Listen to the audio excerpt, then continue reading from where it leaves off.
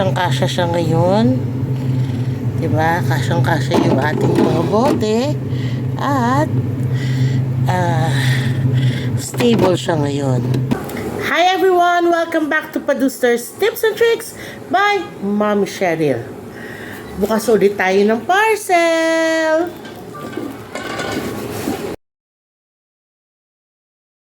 So ano ang laman ng ating parcel?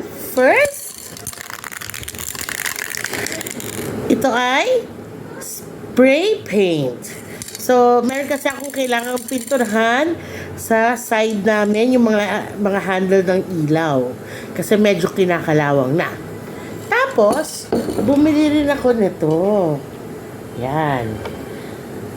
So, ano sa tingin nyo ito?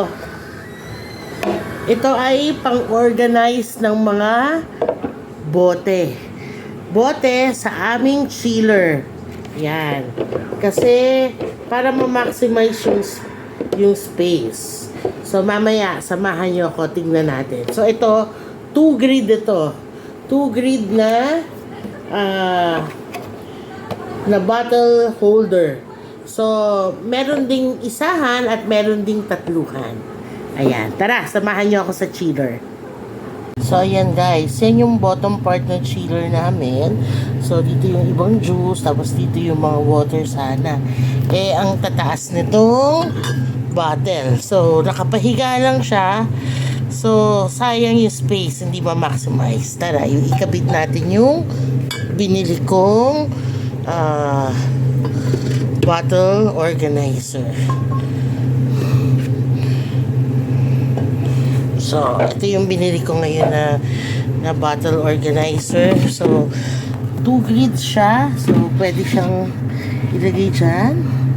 Tapos, since, tingnan nyo yung, ano niya, pinakailalim, may sludge siya. So, pwede mong pagpatungin yung dalawa. So, para stable siya. Ayan. See? Hindi siya tutumba.